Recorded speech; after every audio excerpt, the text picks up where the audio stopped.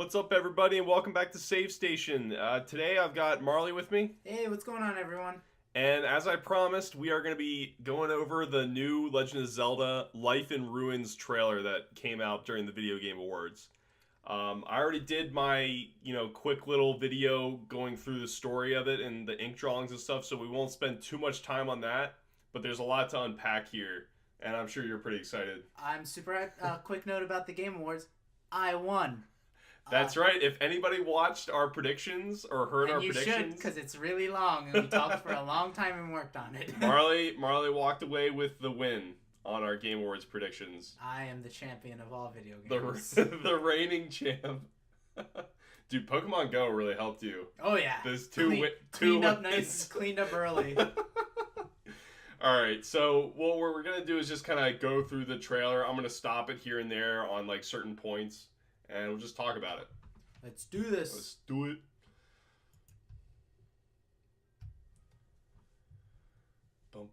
So we get the ink drawings, the Sheikah eye with the water droplet. Crying. Yeah. And then it like sprouts trees. I thought I'd talk about that briefly in my video. Mm-hmm. It's kind of interesting, right? Like, yeah. The tear hits the ground and then they immediately transition into these trees. There's Sheikah evidence on the robots. I forget what their actual names are called. The Guardians. The Guardians. Yeah. So I don't know what that. Maybe I assumed that they were the bad guys because they built these robots, but maybe not. If they're Sheikah eyes sprouting life. I've always wondered like what was the purpose of the Guardians? Like they had to guard something, I'm guessing. Yeah. But we don't know what. Yeah. Were they built to fight Ganon? I don't know. No. They're obviously been corrupted now. Yeah. So we're gonna have to find out on that. So we'll get by the ink drawings. They transition into the trees, and then we get like autumn, kind of. And a lot of people have been speculating: is this season confirmation? Ooh. We obviously can't tell, but maybe it's just another region. Yeah, right? I wonder how that would work, if they would be an Animal Crossing system where it passes in real time, or that would be crazy, man. Passes in game time. I mean, a big thing with video games is you want to keep people attached. You don't want people trading in your game. Yeah. Content locked behind seasons. It's a good way to do that. Yeah. Yeah. It would definitely be something different. I mean, the only thing with that is you would never be able to tie any key game mechanics into it. Like, so no story stuff would be able to be tied into it because you can't be like, this game comes out in spring, you're going to have to wait till fall to experience everything else. But like bonus missions or maybe hidden areas. Wasn't there a Pokemon game that did that? Black and White. Yeah. Black and White had seasons. That was insane. But I think they changed like weekly. It wasn't extreme. Okay, yeah, that I think you're right. It was either weekly. No, each season had a month. I think. A month. Yep. A month. Yep. Yeah. So, and that was cool, but like it was like, oh, cool, I want Cryogonal, but I can't get him until the snow fills in here. Then I can walk across. Yeah, that was interesting. Yeah. I mean, Oracle of Seasons, right? He had a staff that could change a season. Maybe there'll be an item that allow him to like change the seasons in a certain area. That would be cool. That would be really awesome. I never played the Oracle games, but I think I played a little bit of one when I was a kid, but I've obviously not enough to commentate on them. But I know people that love them. Yeah. All right. They're on the eShop if you want to play them, though. That's true. So, farming. First NPC character. Looks pretty generic. Common soldier folk. Yup. Soldier guy number 1. Yep. Now, what's that back there? Right there. This is a Guardian. Okay, that's what I thought. All right. He's just kind of like decrepit. Yeah. They're all over the place. Like. So. It's hard to say. I mean, because obviously in that first trailer, Link's getting attacked by one. Right. So are we starting the game and like people just aren't scared of them because they're just assumed that they're turned off? Well, yeah, it's interesting. We've only seen them attack Link. We haven't seen any evidence of them attacking other people yet. Yeah. So maybe it's just a Link thing. Like he's there. Something's triggering. Yeah. Something about him is triggering them. Yeah. Yeah. We're gonna have to find out. Like, there's still a lot of mystery to the game. More NPCs and they're fighting. Yeah. Which is kind of cool, right? Like, These are bokoblins, I think. Yep. Right. And yeah, this is really cool to see. Like, I'm wondering maybe if you could maybe team up with some NPCs sometimes. Maybe like a party system? Yeah, like sometimes. Yeah. Like side quests and stuff.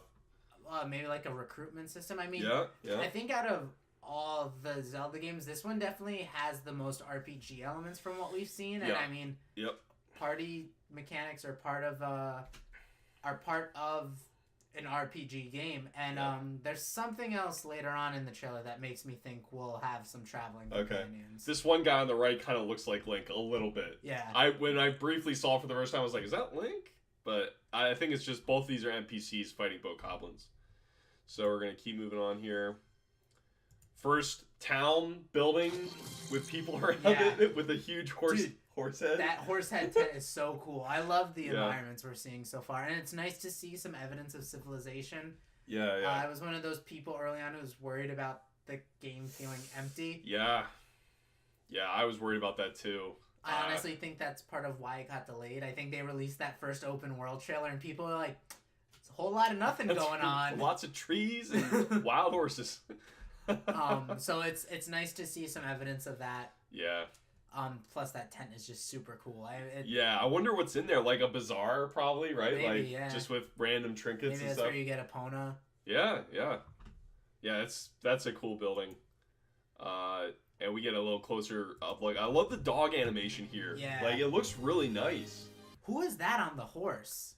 I don't know. He might be like a merchant, maybe, or something that travels. I mean, maybe one of the story characters. Yeah, like, what's interesting is, like, I'm wondering if some of these characters might have defined routes where they travel. So maybe you can only get them at certain times when they're they're traveling. Like, obviously, some of these NPCs will always be here. Yeah. Right? Like this guy, he looks like a painter of some sort. Like, he's got that paintbrush. Yeah. And then even his ponytail is like a paintbrush. So that's kind of cool. Let me just get a little bit more look. Yeah. So they're like towns. Yeah. And we get our first shot of a whole town here. Yeah. And this, I love the building look here. This is pretty nice. And it looks almost tucked away. Yeah, it definitely does. Which makes me think this place is trying to stay hidden. Hidden? Like, clearly there aren't a lot of people around anymore, and they're just like, let's just stay alive and stay away from everything. Yeah, away from the Guardians. Because, I mean, clearly this world seems to be a lot more dangerous than other Zelda worlds. Absolutely. They even confirmed that they dialed down the difficulty during the demo. Oh, wow. Yeah, it's just so people would have a more enjoyable experience. There's probably more enemies than there actually were. Okay. Or just, like, probably more storms, because there's the weather system with lightning and stuff. I think they might have dialed that back. So that's really awesome. Yeah, that's really cool. This game is... They've said multiple times that this game is like their biggest and most ambitious game Nintendo's ever made. So it's pretty exciting. I like the kind of like that piece jutting off the roof of the hut. Yeah. It almost kind of looks like a Beatles carapace. Oh, yeah. That's awesome. Yeah, so just some carrots I'm sure you can pick and stuff. Plenty of pots to break. I still haven't seen a rupee anywhere.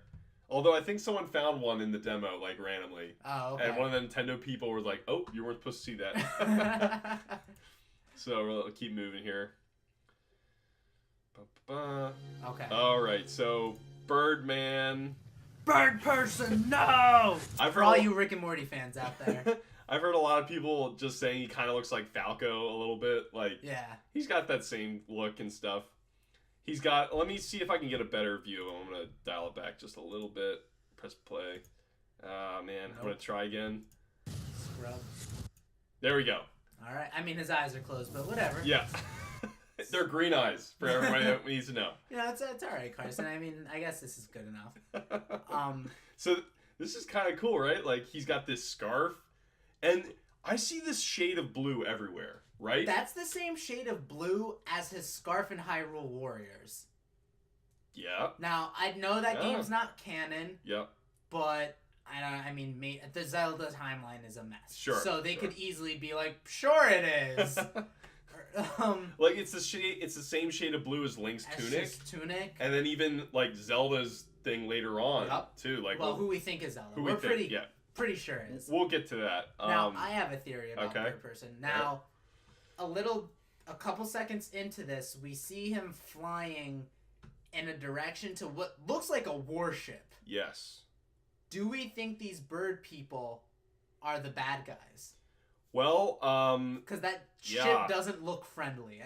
They might. I'll move up to the ship next, okay. But he's got a bow and stuff real quick. I don't think there's really anything else to talk about. Like this symbol on his scarf reminds me of a Loftwing from Skyward Sword. Yeah. So I've seen a few people saying maybe these evolved Loftwings. Yeah, that's what maybe they're descendants of the Loftwings. That would be interesting. I mean, after the Hylians.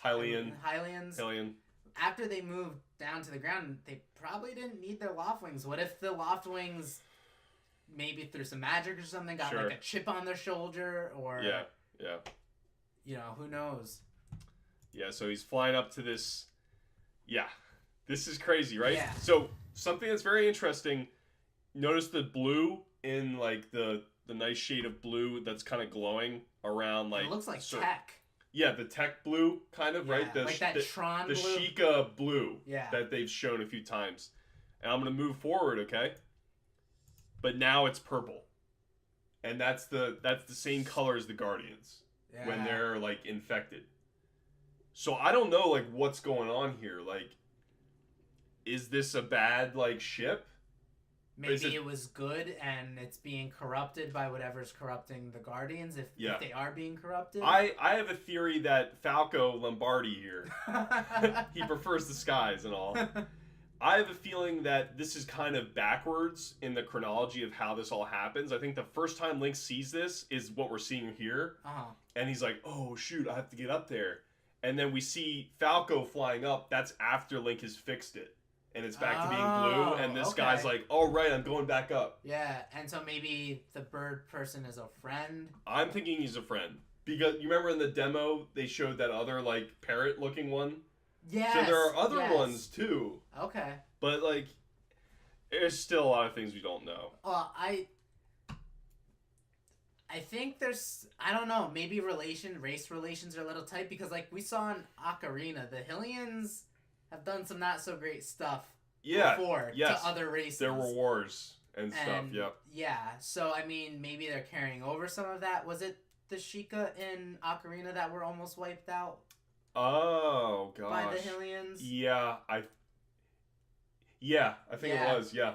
So, because I think, you find out that there's not a lot of them left, and it was because of the Hylians. So, maybe these bird people don't trust the Hylians, and Link is a central figure in trying to unite the races again against a bigger threat. Right. Or, who knows? It's possible. All right, let's keep moving. More looks. So focusing on the Guardians again. 2 of them, and they're both targeting him. Holy cow! Fighting 2 at once. That's insane. Obviously you need that super effective arrow that they've shown a few times, which we still with, the gear and stuff which on we it. still don't know anything about. Yeah. We don't know what the where he gets it or anything. He's sporting looks like a pretty cool friggin' axe right there. Yeah, that is I'm really excited about the weapon system in this game. Yeah, I am too. And the upgradable armor and outfits. I forgot to mention too. Let me just backtrack just a little bit. When we see the back of Link's. He's got the Master Sword right here. Yeah, and it looks like it's in pretty good shape. Yeah, and it looks fine. So, I'm wow. And in that one trailer, it's looking pretty decrepit. Yeah. So I don't know what's going on with the Master Sword. Is this late in the game? I don't know. If it's late in the game, that would sync up with your theory that scene with the ship is post Link fixing it. Oh yeah, it would. Cool earring, Link. Yeah. So yeah, Guardians hits him. Oh, this is where everyone was like, "Oh shoot!" Yeah. So we all think it's Zelda. Yeah. But there were a few people that we got the same shade of blue again. What is up with this shade of blue? They love it. I mean, is it a royal thing? Maybe. Maybe it's a royal thing. Maybe maybe it was like the uniforms of like an elite guard or an army, like, a special group of soldiers or something. It's definitely Zelda. It's gotta be. What this tells me, I have two theories. Either A, I'm right about the companion / party system. She's gonna be teaming up with you. Oh, that would be awesome. Or B, there are parts of this game where you get to play as Zelda. Maybe not for the whole game, but parts. In The Witcher, I think you spend most of your time as Geralt. Yep. But in 3, you also get to play as Cersei. Ciri. Ciri? Yep. But that's the lady on my iPhone, Carson. So maybe it's like that. Maybe, you're spending most of this game as Link, but maybe there are key story points where you play as Zelda. In Skyward Sword, Zelda was doing her own thing. Yes. But we didn't get to see much of it. She just kind of showed up and told you about it. Yeah. Maybe it's the same thing, only this time we're going to get to experience some of it. Because, to me, this outfit, unlike her others, is built for function. Yep. That's the outfit of an adventurer. Like Tetra and Wind Waker. Exactly. Kind of, that's the outfit of someone that's doing physically demanding stuff or physically active stuff. Yeah. So why put her in that if you're either A, not going to be adventuring with her, or B, playing as her? Yeah. Dude, that would be so awesome, man. If that was like a party system or she was a companion character.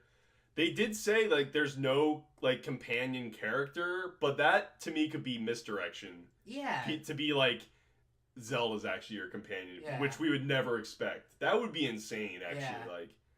Yeah. One of my favorite games, I'll plug it whenever I can, is Prince of Persia 2008.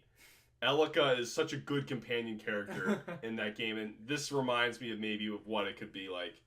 But yeah, I was also thinking maybe if there's flashback scenes of what happened, maybe there's some playable flashbacks, story elements where you're playing as Zelda, in the castle or something. That would be cool. That would be really cool. So, all right, let's keep going. Oh man, so this is insane. So this is definitely the 100 years before Link woke up. Yes, I agree. I think this is the event that triggers, let's put the hero of time to sleep for a little while. Yeah. Or, maybe not. Maybe Link was put to sleep against his will. Yeah. And everything's so crappy now because they haven't had a hero of time. Yeah. I think it would be super cool if this Link is an old Link that we've played as before. Oh, wow. That's the thing. We know there was a timeline where he was defeated. Yeah. And I'm wondering if maybe he actually, wasn't killed and he was put to sleep or something like that. I don't know. There's a lot of loose elements to that don't line up perfectly. But that's a Zelda timeline for you. Yeah.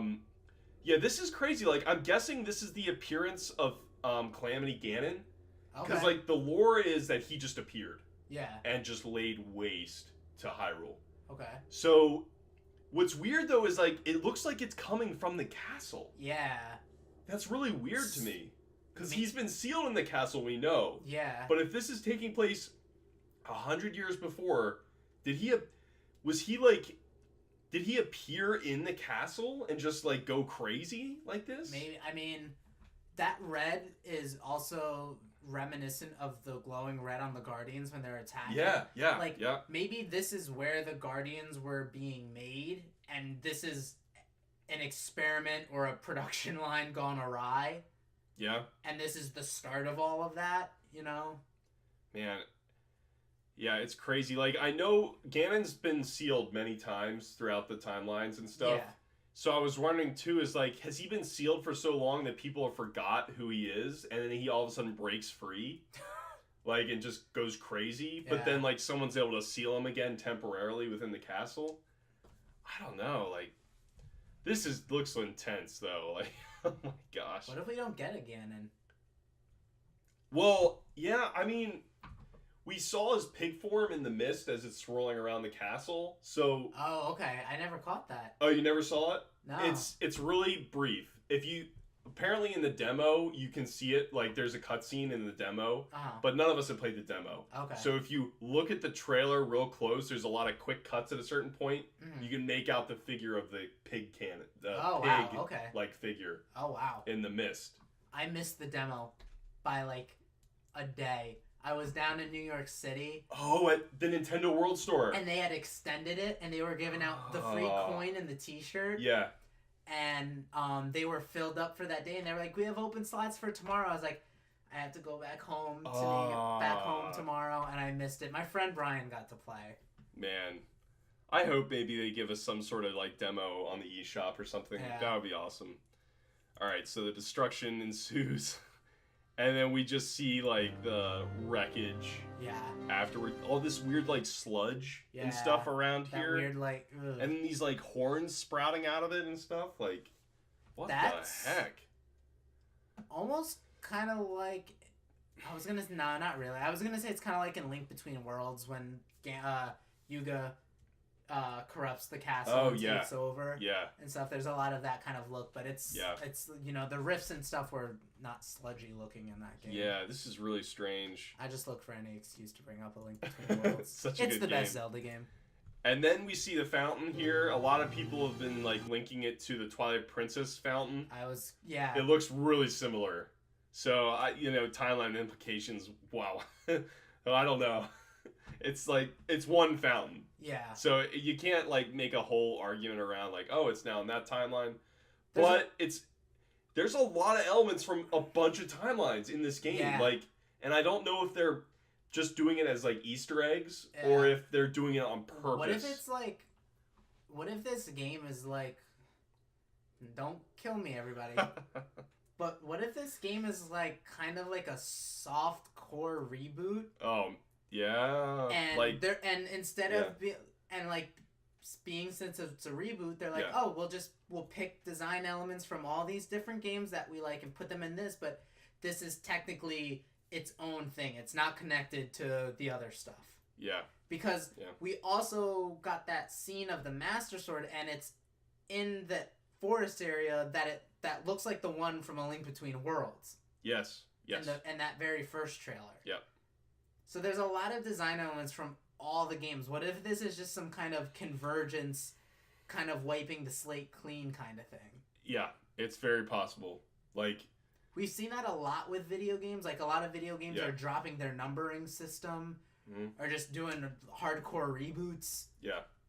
You know, Nintendo's always marched to the beat of their own drum for better and for worse, but this could be something like that. Yep. You know, there's a whole new generations of kids who haven't grown up with Mario and Zelda, and it's obviously less so important for Mario, but like something like Zelda with a whole timeline and whatnot, it can be intimidating to jump into. So maybe they're like, you know what, let's just... Yeah, I'm jealous of any kid. If this is their first Zelda game, I'm very jealous. Like, I would love for like this to be like a brand new experience. That would be awesome. Yeah.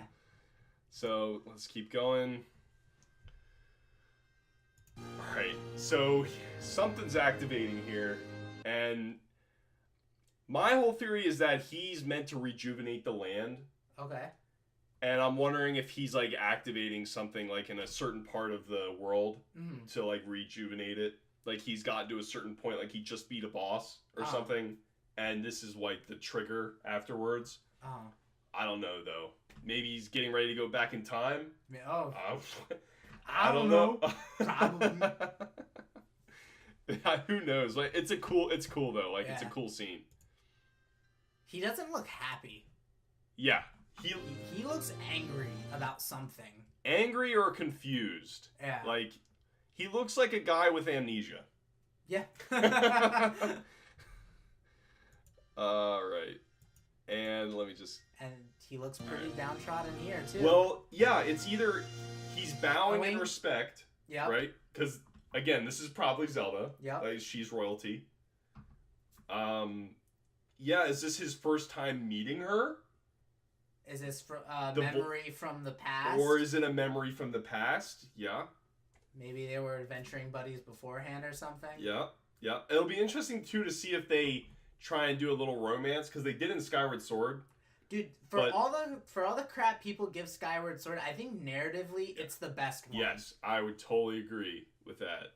The dynamic between Link and Zelda is so good. Like, you really believe like there's a relationship there, even though Link doesn't say a word. It's I think it's the most effort they've put into making Link like a character, and what I mean by that, giving him personality traits and stuff like that, because he's never been one beforehand. No.